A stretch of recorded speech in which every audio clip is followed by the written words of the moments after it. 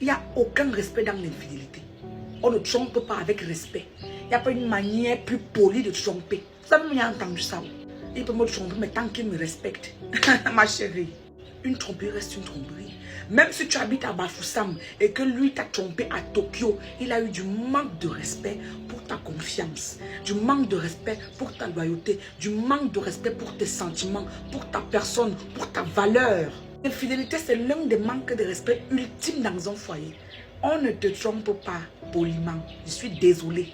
En fait, mais vous utilisez les termes comme ça parce que je suis désolée, mais ça ne va pas vous plaire. Parce que vous êtes des femmes, vous n'avez pas confiance en vous. Vous vous dites que ouais, si le gars s'y parle même là, je vais faire comment? Choisis-toi. Vous vous confortez avec le fait que la polygamie c'est dans le sang, où vraiment les hommes sont infidèles. Mais non! Pourtant tu sais que c'est juste toi qui n'as pas le cran et le courage de partir. Tu n'as pas le courage de te choisir toi. Vous voulez tout montrer au teaser que vous êtes très forte. Donc vraiment c'est mon foyer, on va voir qui va gagner. Mon frère, avec ta santé mentale, vous faites même la guerre à qui? Vous vous bagarrez même pour qui en fait? Quelqu'un qui n'est pas foutu de garder son pénis dans son pantalon lorsqu'il voit une jupe, mais c'est un bâtard que tu vas jeter de ta vie. Je suis désolée. Lorsque vous signez des engagements, respectez-les.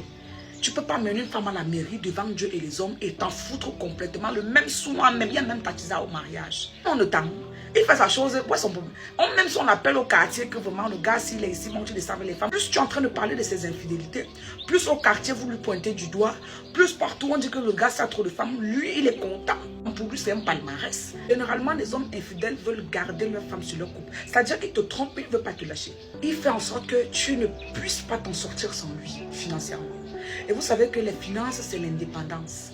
Lorsqu'une femme a son gagne-pain, tu ne la fais pas chier.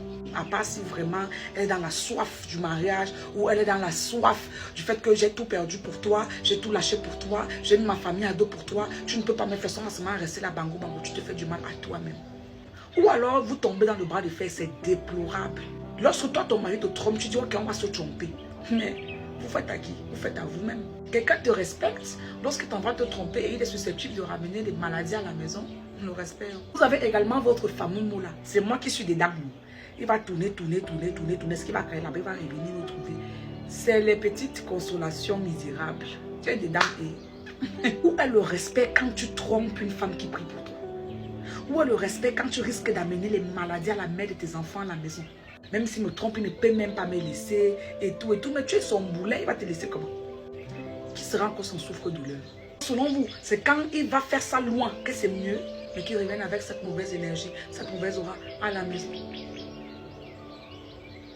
Vraiment. Peur du recommencement. Mais c'est ton recommencement. De fois, vous êtes à des endroits, ce n'est pas votre place en fait. Bougez seulement de là, vous allez voir les miracles de l'Éternel dans votre vie. Vous allez voir l'homme que Dieu a prévu pour vous. Vous avez peur de partir, pourquoi? Vous vous dites que lui c'est qui?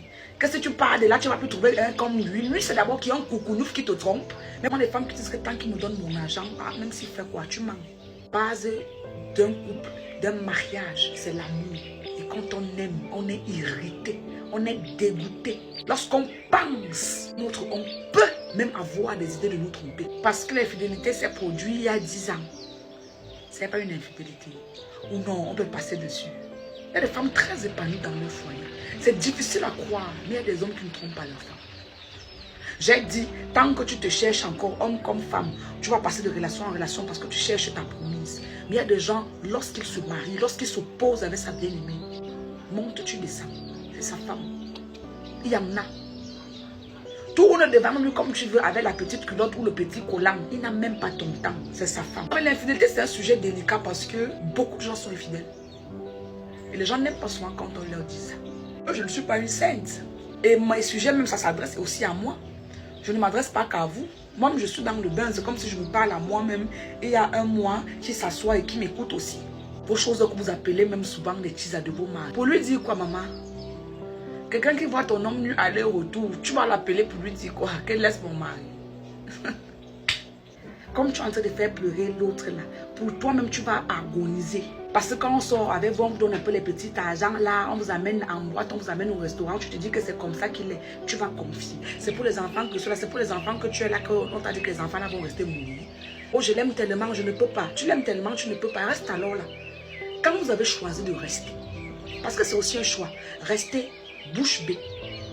Il monte, il descend, il saute, il calamère, tu es tranquille. Si ta tête te fait mal,